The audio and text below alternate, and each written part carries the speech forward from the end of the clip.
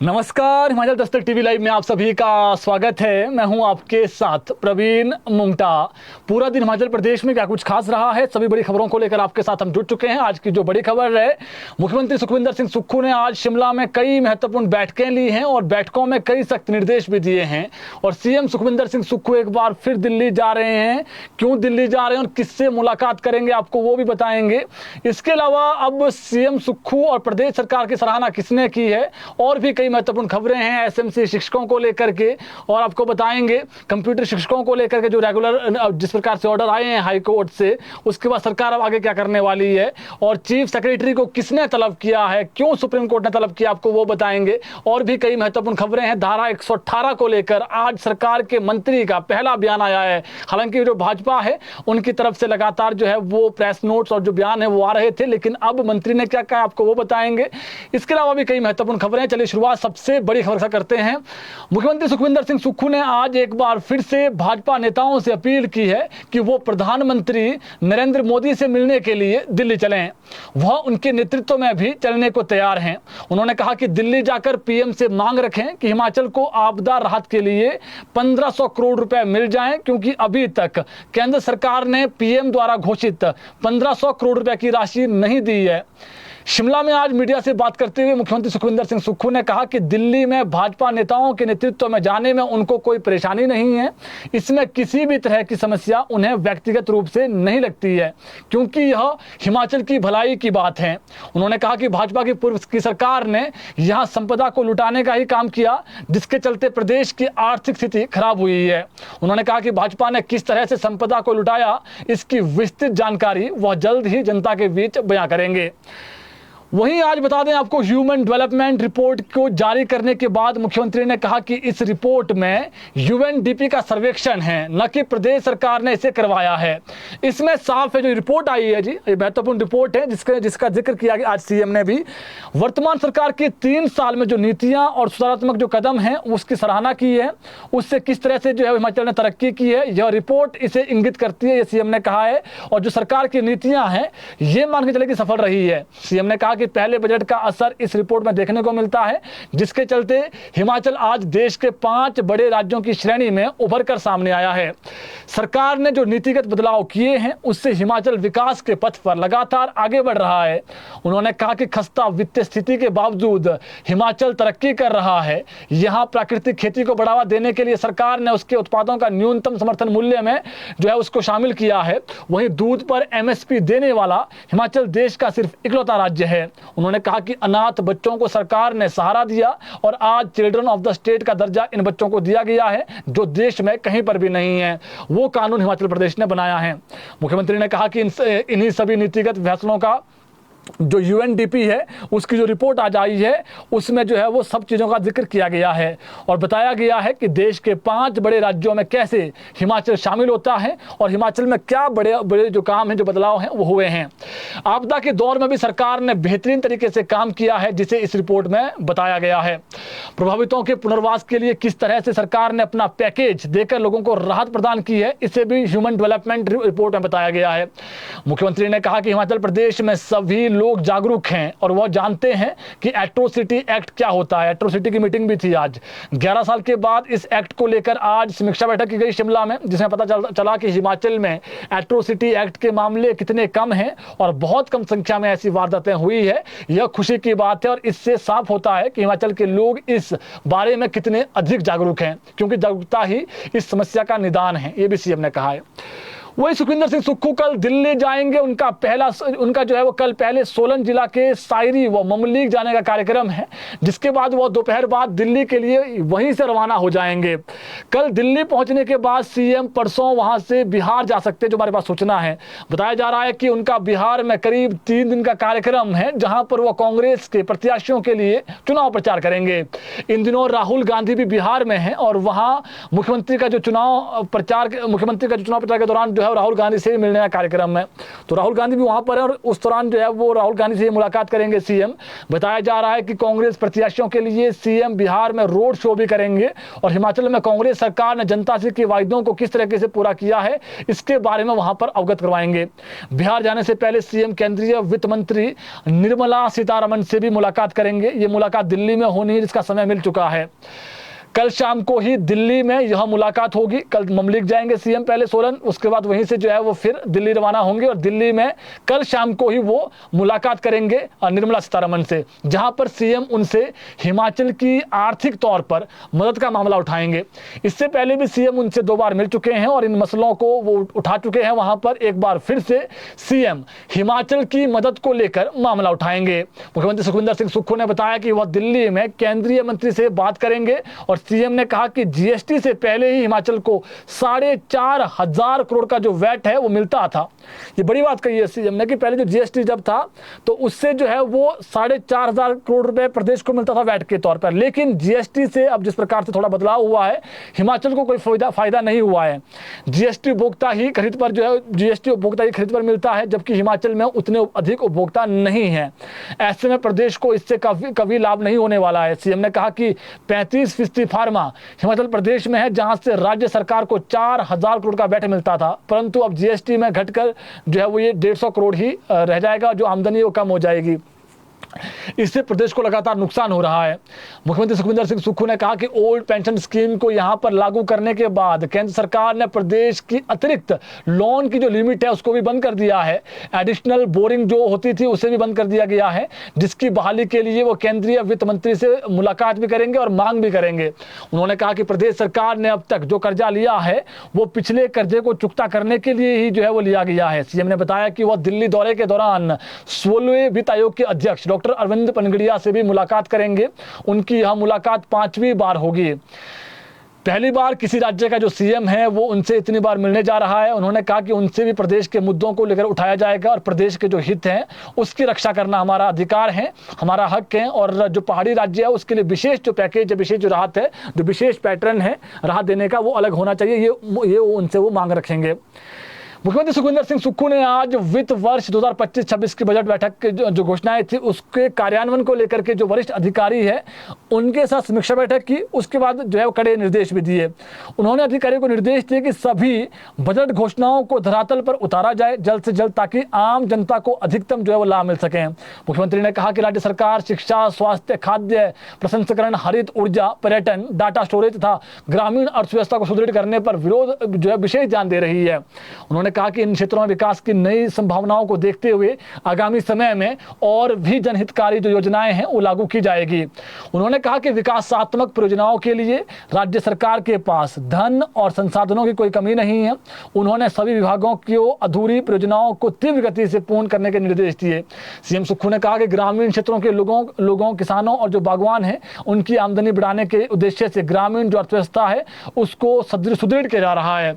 किसानों को अधिक लाभ प्रदान करने के लिए कोल्ड स्टोरेज तथा प्रोसेसिंग इंफ्रास्ट्रक्चर को मजबूत किया जा रहा है। मुख्यमंत्री ने निर्देश दिए कि सभी विभाग अपने कार्यों का डिजिटलीकरण जो है वो दिसंबर माह तक पूर्ण करें और आधुनिक तकनीक का अधिकतम उपयोग कर जनता तक सेवाओं की जो त्वरित पहुंच है वो सुनिश्चित करें। उन्होंने कहा कि बजट घोषणाओं के अनुरूप हमीरपुर, मंडी और कांगड़ा में ड्रोन स्टेशन स्थापित किए जा रहे हैं तथा संबंधित विभागों को इस कार्य को शीघ्रता से पूरा करने के राज्य निर्देश दे दिए गए हैं।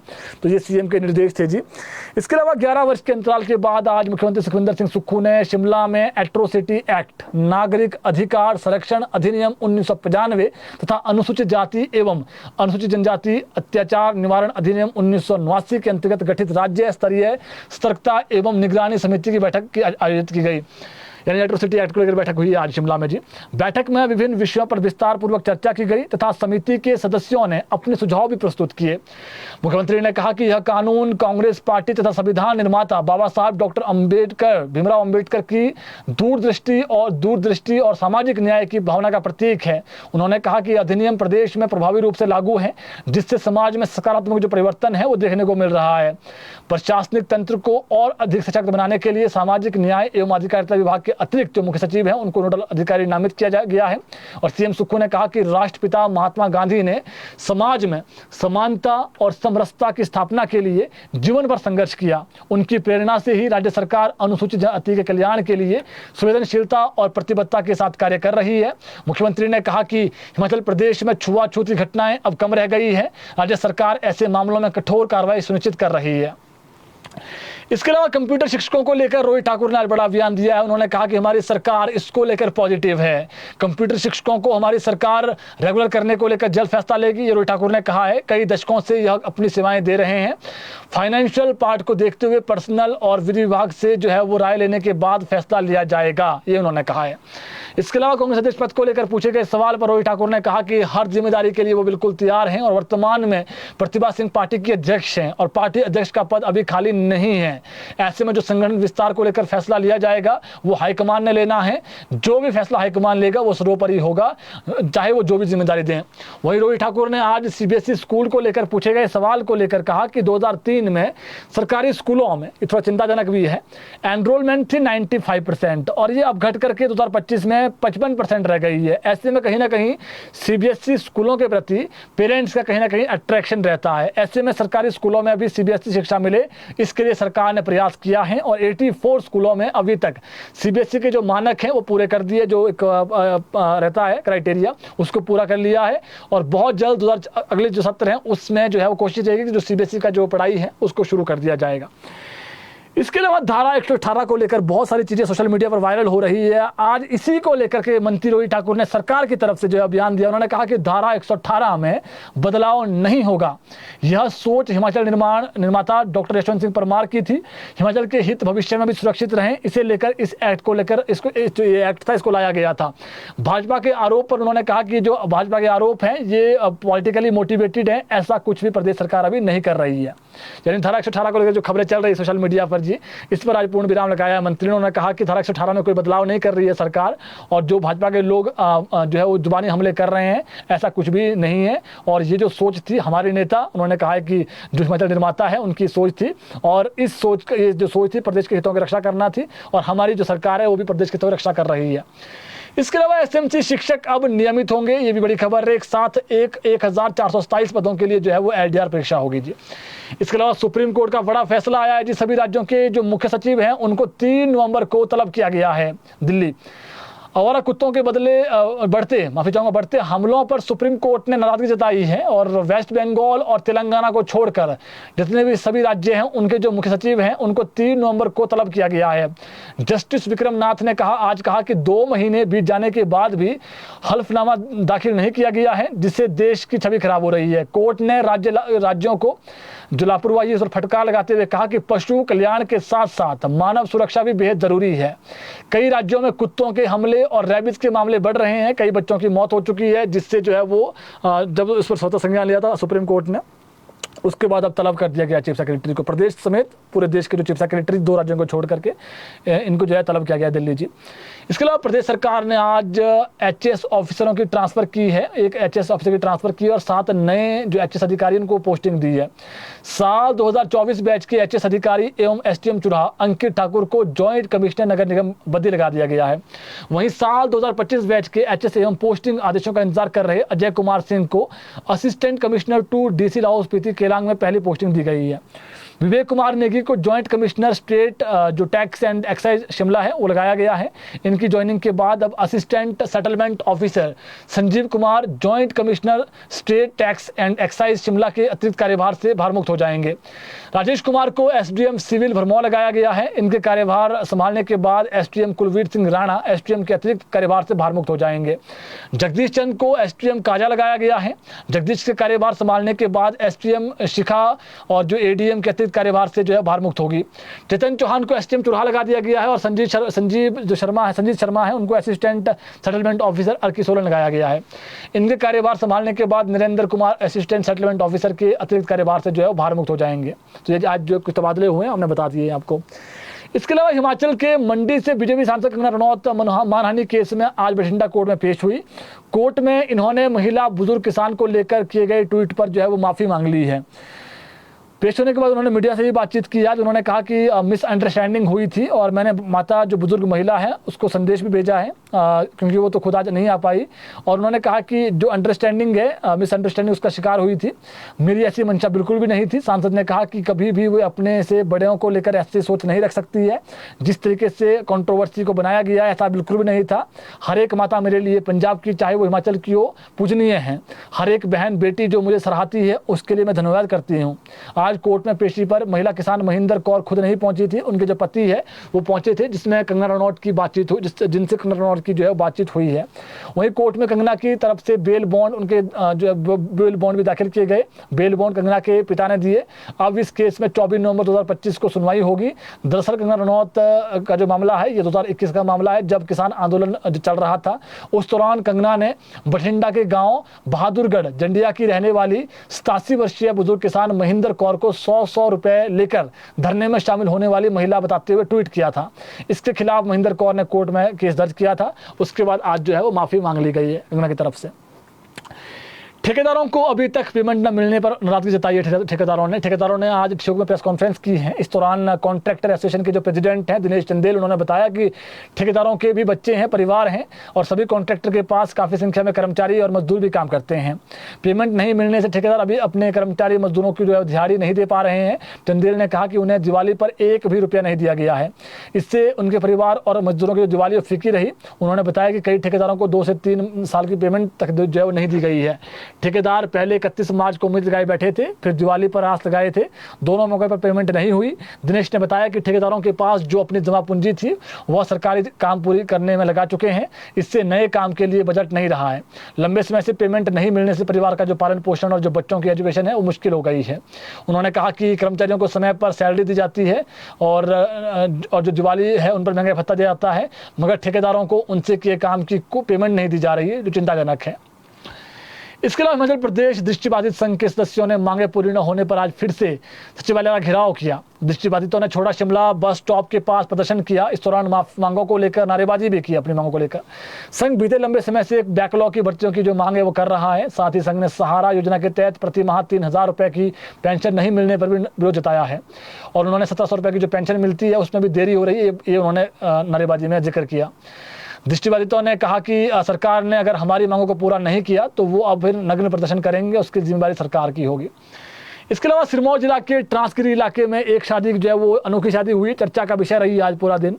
यह वही गिरिपार क्षेत्र है जहां पर कुछ समय पहले 2 भाइयों द्वारा एक ही युवती से विवाह करने की जो सदियों पुरानी जोड़ीदारी जो प्रथा है उसको पुनर्जीवित करने के लिए सुर्खियों में रहा था। केवल भारत ही नहीं बल्कि इस शादी ने तो अंतर्राष्ट्रीय स्तर पर भी जो है वो ध्यान आकर्षण किया था। अंतर्राष्ट्रीय रेसलर द ग्रेट खली की गृह पंचायत नैनीधार के देहत कलोग गाँव के 2 सगे भाइयों ने एक बार फिर से, नाम सुनील कुमार और विनोद कुमार आज़ाद, 25 और 26 अक्टूबर को विवाह की सदियों पुरानी जो रूढ़िवादी जो है उस रूढ़िवादी जो प्रथा उसको तोड़ते हुए एक नई परंपरा की शुरुआत की है। दोनों भाइयों ने स्वर्गीय केदार सिंह और स्वर्गीय शिबी देवी के पुत्र हैं। कलोग, डाकघर, नैनीधार और उप तहसील रोनहाट शिलाई के ये रहने वाले दोनों भाई। इन्होंने शादी में किसी पंडित को नहीं बुलाया और न ही कोई जो है वो पारंपरिक साथ फेरे लिए, ना मंत्र पढ़े गए शादी में। इसकी बजाय इन्होंने क्या किया, संविधान को साक्षी मानकर जीवन भर साथ निभाने की शपथ ली है। डॉक्टर भीमराव अम्बेडकर के प्रगतिशील विचारों से प्रेरित होकर सरकारी नौकरी में दोनों भाई लगे हुए हैं और दोनों भाइयों ने विवाह को महज 2 दिलों का मेल बताया है।